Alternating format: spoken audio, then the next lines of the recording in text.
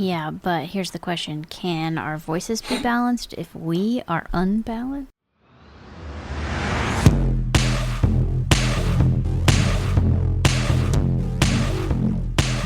Welcome to Fire Takes Podcast, the podcast where we give our take through a financial independence lens on some of the internet's most interesting stories. I'm joined by my very significant partner and not just my co-host, Gwen. Hello, husband. That, ladies and gentlemen, is what we call a callback. What stories do we have for everybody today? I'm just going to move on from that because it's just... I don't even know where to go. What's story number one? All right. This one is from the subreddit R Relationships. It's titled, How Do I Change the Financial Dynamic in My Relationship?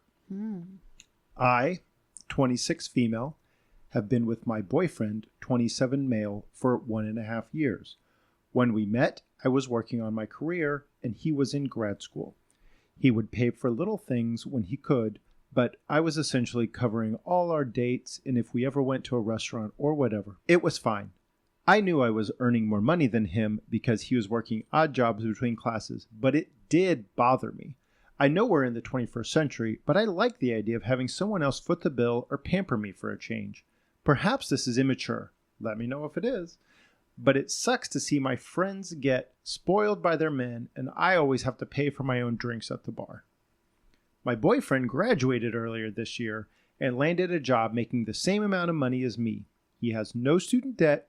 It's not an insane amount of money, but it is a lot when you see that we have equal pay, but it's taken me 5 years to get to my current pay grade, and he's just starting out.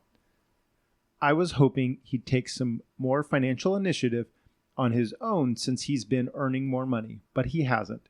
He doesn't reach for the bill at all, and when he wants tickets to an event, he forwards me the purchase link so I can buy. Wow.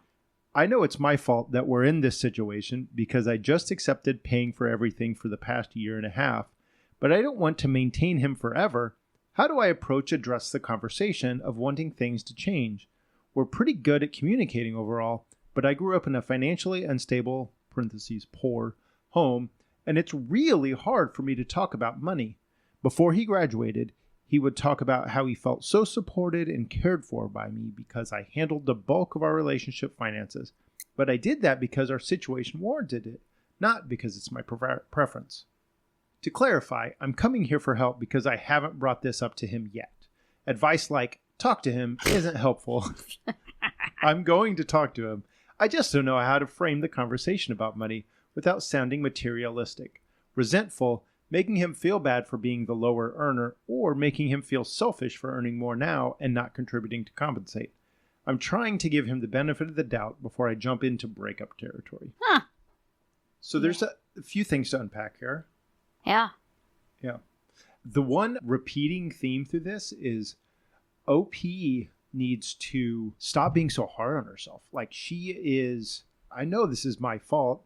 Right. And Daddy beats me because he loves me. And I don't want to sound materialistic or resentful or make him feel bad for being a low earner or make him feel bad for, like, I had to help him to begin with. It's like. She doesn't want to sound resentful, right. But she is. She's resentful and she has a very valid concern to bring to her boyfriend. And she feels almost afraid to do it. Yeah.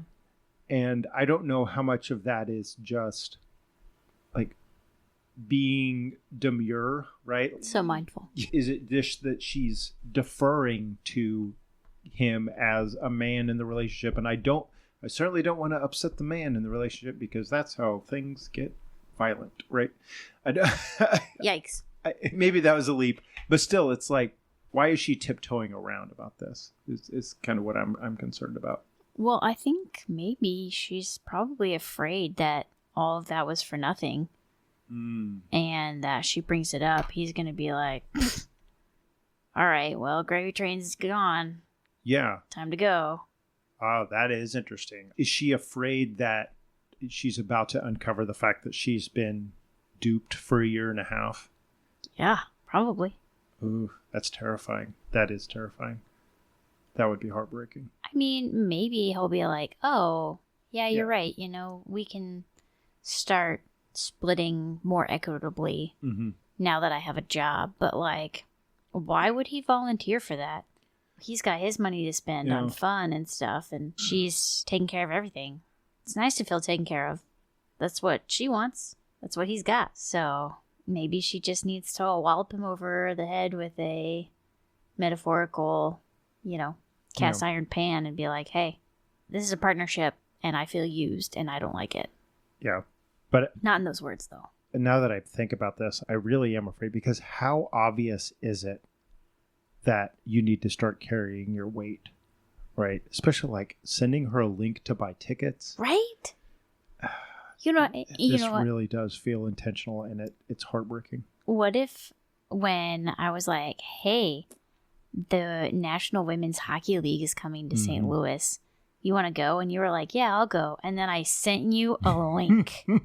Here, I'm sitting in this seat by the one next to me. Well, I mean, that's better than what he's done. He says, here's the link, buy us 2 tickets. Oof. Yeah, that is worse. Yeah. Yeah, I missed that part. Oh, jeez. Yeah. Yeah, he's riding the gravy train. Yeah. He's got it made. Yeah, well, I mean, he's got a made and he's got it made, right. Yeah, I'm afraid. I am concerned with OP that this is going to be the end of her relationship. I mean, but the good thing is that at least she's only 26, right? And she can learn a lesson, and there is no update. Nope, she did not post again. That is sad. But the top comment says, I'm a bit surprised his behavior didn't change the moment he landed his job. I would think a normal boyfriend would feel beholden to you for financially supporting him for such a long time. That he would feel deeply grateful, embarrassed, and guilty to have relied on you, so that now he has a proper job after finishing his studies, he would be eager to pay you back twofold out of sincere gratitude for your patience and understanding. To settle any doubts you might have had for him all this time, his nonchalance and indifference is bizarre to me. I would bring it up in a private discussion with him and explain that you've helped him out when he's needed, but that's no longer. Do you expect equal splitting of bills from here on out? I think I would emphasize the idea of fairness between equal partners. I feel you'd be justified to ask for some return of your support up until now, but that's up to you. Yeah. And this is a problem because OP here talks about valuing being pampered, right? Gift giving might be one of her love languages. And this guy is not a generous person, right? Or not naturally generous. Yeah, naturally he's a mooch. Yeah, that's true. I mean, this does not look good for the long term of this relationship. Be mindful in your relationships when financial situations change. Make sure you're just being equitable in your relationship. You're going to build resentment. You're going to build sadness. And you're gonna put people in really bad situations if you're not being mindful and kind and thoughtful when it comes to money and relationships. Yeah, but also OP says that she grew up in a financially unstable, poor household, doesn't really know how to talk about money. She should go talk to either a therapist about that, a financial therapist, and maybe get some practice and identify some of the root issues behind that reluctance to have that conversation. Because I feel like it's probably just more like, I'm afraid my boyfriend is going to break up with me. I think there's probably some other trauma there that should be addressed. I think more than being afraid that her boyfriend's going to break up with her, it's going to be that her boyfriend reveals his true colors, right? And the person that she thought she was dating for the last 18 months is not actually that person, and he was just using her so he didn't starve during college. Yep, that sucks. Well, that one. Sorry, OP. Sorry. Hopefully it went well. Yeah. Who knows?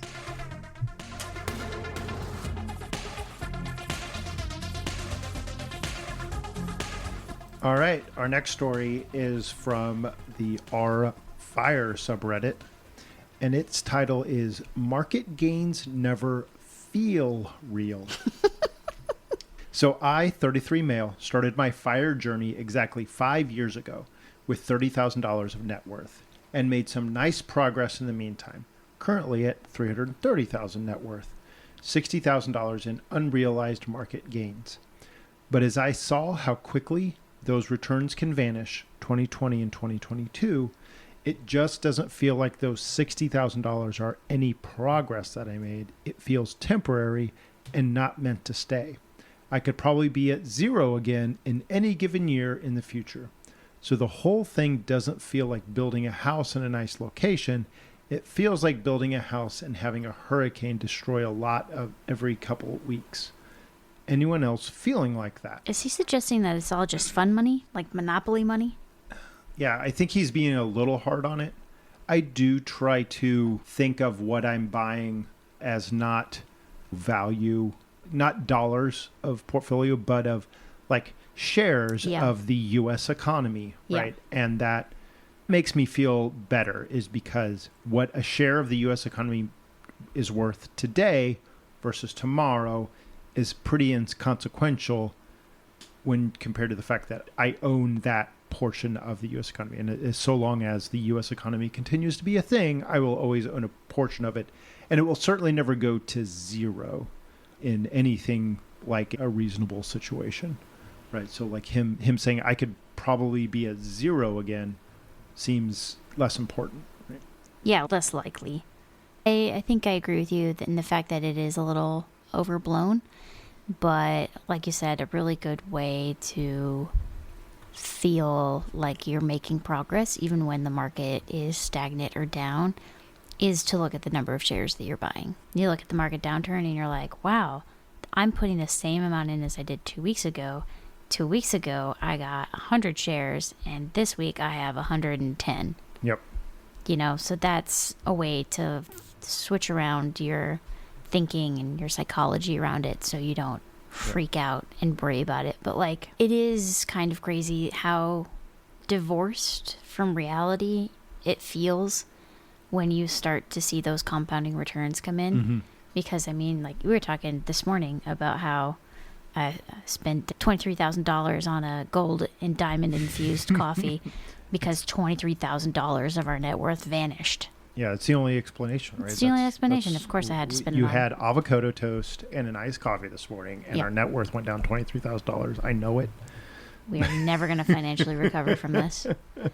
But, I mean, all jokes aside, like, we changed nothing about our behavior. Mm-hmm. We did absolutely nothing, and our net worth swung, like the equivalent of basically 2 months? Yeah. We didn't do anything. Right. And there's some months where we don't do anything. It goes up $60,000, So I definitely understand how that can feel, is that it's not real. And it's basically not real until you actually get to take money out. Right. Yeah, one of my favorite quotes, I think it's a Warren Buffett quote, is that the stock market is the only place that people run away from whenever things go on sale. Right? So that's another way I like to look at it is, I can buy a share of the U.S. economy for cheaper than yesterday? Great. I sure hope the market crashes every other Thursday. Right? That would be ideal. To your point, top comment is, it's not real until you sell. I mean, that's true, right? Is that when you sell, that's when it really locks in and becomes more real. But on the same token, if you sell at the bottom, all of those losses, that's when they become real, right? And OP even says here, I won't sell for at least 2 decades and then only what I need. So I think you got to get past that feeling and maybe look at your portfolio less, right? Worry about it less. Just trust in the market. Trust the market will do what it does. And that one day you'll come back and look at it and you're like, oh, that's, 7 figures. Cool. I'm a millionaire. Who knew? Also, somebody in the comments was asking OP how they were able to move from $30,000 to $330,000 in 5 years. OP said, I saved $145,000, got $50,000 in my pension fund from my employer, $60,000 in market gains, and the remaining $75,000 were made by purchasing an apartment for a good price 2.5 years ago, which I'm in the process of selling. My current savings rate is around $40,000 a year, so I should get to $500,000 in about 3 years, which totally tracks. I saved $200,000 in 5 years, so that's Yeah, that was on a pretty low salary by myself too. So. Yep. And once again, we are in the fire subreddit. This is a guy that is pursuing. He says he started his fire journey. He's living the One let me save. One of us. He's saving as much as he can, and he just needs to get his head around the feelings of the market gains and just keep believing. Tracking them gains. Don't stop believing. Next story. Next story. All right. Keeping on the theme of feelings in fire, we are once again on the subreddit r/fire. Years of savings has made me very frugal. It says, I am almost at $4.4 million and I am struggling to spend money. It almost feels like there is a blockage that prevents me from spending. I was supposed to travel internationally, and even after I realized I can spend on business class ticket, I could not force myself and finally went back to economy class. Is this just me? Years of saving and counting every penny made it a habit to not splurge on anything? I want to relax and not worry about money, and yet unable to do it.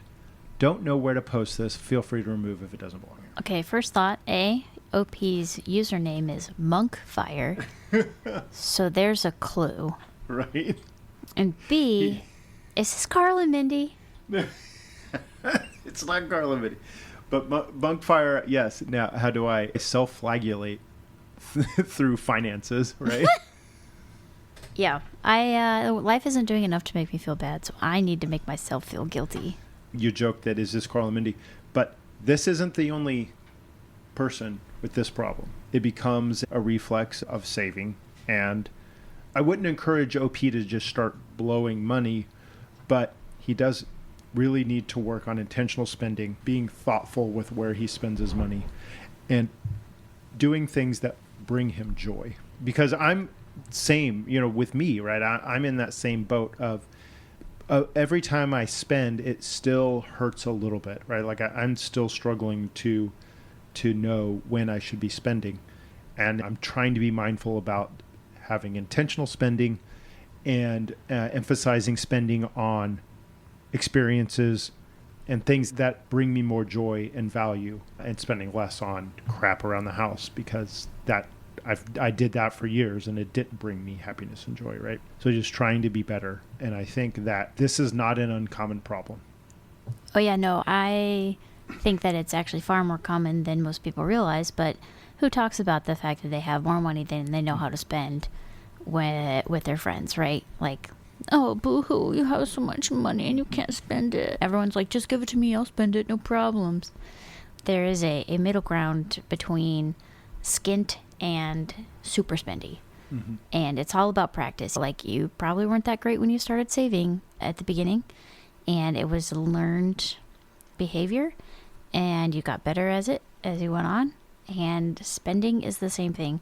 And if you wait until you're retired to start spending money, you're going to probably be pretty bad at it, and you might not even be able to catch up due to compound interest. So it's better to start small and build up that spending muscle before you hit retirement. Mm-hmm. But as to your point, Tim, don't worry, I will help you learn how to spend money, and I have all sorts of ideas on what we can do. Yeah, the average market gains this guy's going to make on $4.4 million. He's got to start flying business class if he doesn't want to die with a smog level hoard. Yeah, I mean, he doesn't have to fly first class, right? It's business. Mm-hmm. He doesn't even have to fly economy. He can do economy plus. Ooh, right? He can have the window seat and pay extra for the window seat. That's a great point, is the spending experiment. Loosen the purse strings, see what brings you joy. And if it doesn't, you don't have to do that all the time, right? Yeah. Like, I mean, look at us. We went on a cruise, and that cruise was pretty spendy. Yeah, I think it was, like $4,000 between the two of us? It was... Was it two each? Yeah. I think it was even less than that. The cruise itself isn't very spending, because the business model of the cruise is to separate you from your money once you're on the cruise. Right. So I will say that the cruise, I feel like, was very worth it. We got food for a whole week and iced tea for you and lots of water for me. And we got to see some beautiful islands and experience some beautiful weather, hang out with a bunch of our friends. Great people. Like, I thought that was a good investment on our money. And then we were on the boat, we realized, oh, you know what? We had some money left over from January. Let's go ahead and spend some of it on the cruise. And we did a spa day. So we signed up for access to the spa facilities on the boat. And we did a couples massage. And sitting in that sauna felt really good. I'm glad we spent that money because I liked that a lot. And I'm really glad that we did that couple massage because this lady was like 4 feet tall. And I swear she gave me the people's elbow everywhere. And it felt amazing. I felt so relaxed afterwards. It was great. 10 out of 10 would do again. 0 out of 10 would I buy that overpriced, icy hot lotion crapola that she foisted on me. I was like, oh, how bad can it be? Okay, $200, not worth it. Yeah. I'm going to go buy some arnica and some icy hot, and that'll get me the same effect that this overpriced gel does. I think you learned a lesson, though. You don't buy anything whenever they bring it in after a massage and tell you that you can feel this good just by buying this lotion. And don't ask what the price is. Don't worry about the price. You just say yes. I was like, how bad can it be? We're not going to go bankrupt or anything, but... And we didn't go bankrupt, you were right, but it was pretty crazy to spend $180 on 3 bottles of lotion. So, OP, my recommendation to you is go spend that money and figure out what you think is worth it and what you don't care about. Yeah. And if you're still struggling, just go to a massage on a cruise and just say yes to whatever they offer you.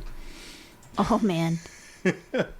He would end up spending like $2,000. Right. Yeah.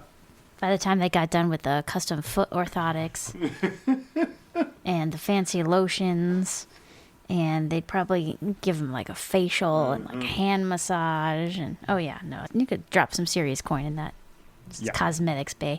And the most annoying part of that is that you almost had to walk through that area and get attacked by all these very nice, very polite vultures to get to the gym. Yeah. Unless you figured out that there was a back way up the walking track and you went up the staircase and around the back. Yep. To avoid the sharks. All right. Well, that's enough of a tangent on this one. All right. Our next story is from the subreddit, once again, rfire. It is 27 female, $330,000 net worth. Yay! I'm 27 female with $330,000 net worth, but I'm not happy. Boo.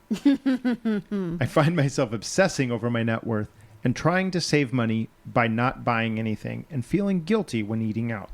I feel like my saving habit stemmed from childhood financial trauma and some OCD.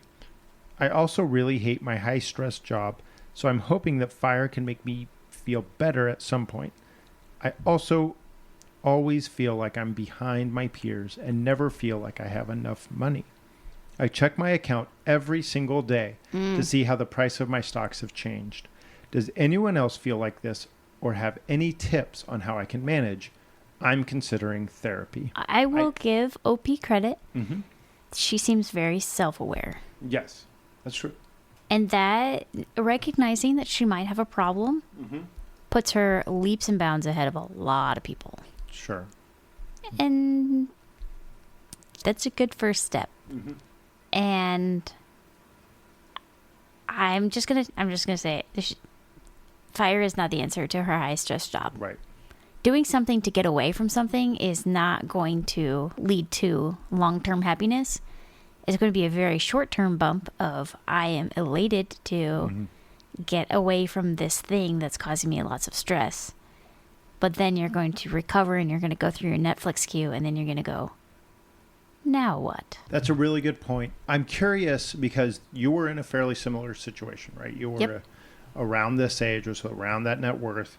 Fire was, a part of your personality. Too much. Too much of your personality, sure. But you had moved on from your high-stress job that had caused you to put the pedal to the gas on fire by now, right? By 27? Yes. Yeah, I was transitioning away from that stressful corporate job. Mm-hmm. Do you feel like you had this same self-realization as OP, or you just things moved naturally?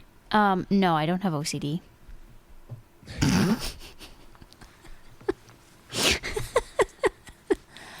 What did I say? I said realization, right? Not. But you know what? OP's so far ahead of every other 27-year-old, basically. Yep.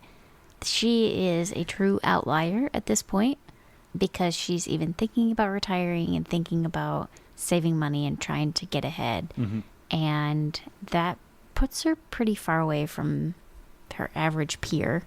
Right. And if she's not happy with a $330,000 net worth at 27, money is not going to make her happy. And she should probably go see a therapist and figure out that root cause of what's going on and how she can move forward and seek happiness outside of her net worth. Yep. And she also says, I always feel like I'm behind my peers and never feel like I have enough money. So what she's seeing is people spending all of their money plus debt, right? And then saying, oh, I'm behind, right? If you can't accept that your lifestyle is going to be more austere than someone who is leveraging every ounce of credit they have, spending every dollar they have and more. You've got to accept that other people are going to have nicer houses and nicer cars, and assume that the future you will be able to do the things that you want to do while they are stuck paying off credit for the next 45 years, right? Yeah, I mean, did I have a white pleather couch that could only be dry cleaned? No. Do they have a lot of debt? And do I not have a lot of debt? Yes. Did you want a white pleather couch? Have you met me? You want a white pleather? No. Oh, okay. I do not. No, if anything, I could go with like dark brown. Okay. But no, I have no need to have an expensive couch unless it's like a really cool mid-century modern couch, right? Sure. Like, I don't need a couch that can only be dry cleaned. Who does that? Do you know what goes on couches? Spilling its drinks and the crumbs. What if we got a couch that was the exact color of BMU fur? Yeah. Let's do it. But like the tan part, not the white part. Oh, gotcha. Okay. Yeah, no, we don't belong around white anything at the rate that we miss our mouths and throw food everywhere. And yeah. I got to be able to eat gazpachos on my couch. Yeah. That is a requirement. Just please do not use the stinky feet cheese. Oh, yeah. Expiration dates aren't everything on cheese, it turns out. It was so gross. And you still eat it anyway. Well, I wanted gazpachos. Oh, jeez. I need to start shredding my own cheese for my gazpachos. Yeah. Top comment, comparison is the thief of joy. You're doing well at 27. My net worth was barely 50,000 at that age. I'm 36 and reached 1 million last June. He says that he keeps checking his Empower app many times a day, and it keeps me motivated to work hard to fire. And I do that too. I look at my Monarch pretty much every day, partially to just make sure that all of our ins and outs are legit. But I do think it motivates me of like, we're building towards something. It makes me feel safe, maybe even to some degree of, hey, I've got this cushion. It is a stress relief for me, I think, because I'm not going to stress about my job because that's not what decides whether I eat or not, right? Like I'm at least at that point. Do you feel a bit like Prince John in the Disney Robin Hood, just clinking your coins on the desk? Just reassuring yourself that you're good. Yeah. The poor friar doesn't have any, but that's okay. That's okay. Don't worry about the friar. But yeah, no, I used to check everything all the time and update my accounts and play with my budget and look at my spreadsheet and do all that stuff. But I don't need to do that anymore. No. very little that I can do right now will have a significant long-term impact on our trajectory. But that loops right back into what we were talking about of spending experiments and figuring out how to do intentional spending that brings joy into our life and using our money. We don't necessarily need a 50% savings rate right now. We can afford to start enjoying our money, and the relationships we've built up over the last 34 to 42 years, we can leverage those for joy and fun, and we should be able to use our money to get where we need to be in order to make that happen. So you're saying I can spend $5,000 to go to London for a week and learn how to sew? You're on the waiting list, so you have to get off the waiting list. But if you got off the waiting list, I would happily support you going to a sewing retreat with your friend. I could have my own Great British Sewing Bee. I would be so happy. Are the judges going to be at the retreat, though? Oh, no, but that would be so much fun. You need someone to deride your work in a British accent. But like a cutting, like... Oh, yeah. Like... It's got to be. Sidle in there insult. That you're like, oh, yeah, thank you for the feedback. And then you're like, wait a minute. That was actually really harsh. Yeah, no, that would be ideal, I think, yeah. As if I don't already have enough negative self-talk on the inside, like hearing it in a droll British accent would really just seal the deal. Right. Just lock it in. Yeah. I've been learning to sew. I've been watching a lot of the Great British Sewing Bee. I've been sewing for like 27 years. And since I was a wee little thing. But this is my first foray into sewing clothing. So it's going actually quite well. Yeah. I'm happy, and this is fun, and I'm enjoying it. It's hard to doom scroll when your hands are busy. There you go. Yeah, anything that stops you from doom scrolling right now. What am I scrolling? Doom, precious. But yeah, anything that stops us doom scrolling right now. Now is not a good time for doom scrolling. No. I mean, now's the best. Now has never been more fertile. Yeah, doom scrolling. It is most doom filled. You can get the most doom per minute for your scrolling muscle twitch. Oh. But that doesn't make it healthy for our mental states. No, it's definitely harming my mental state. But one last thing before we wrap this up. I really like this comment that says, get a reloadable debit card and put some spending money on it every paycheck. Doesn't have to be much. Then treat yourself to something nice when you get enough money on there. For example, you could go to a nice dinner, movies, etc., or save even more on the debit card and buy a mini PC or a spa day, whatever you want. Build some journey into the joy, or it is all for nothing. I set up a different bank account for this stuff, and the transfers are part of my mandatory spending, just like my investments accounts. Also, you can set up a milestone fund to celebrate when your money crosses $400,000, $500,000, etc. Again, find ways to make your life fun. Investing is fun, and building wealth is fun, but so is enjoying the journey.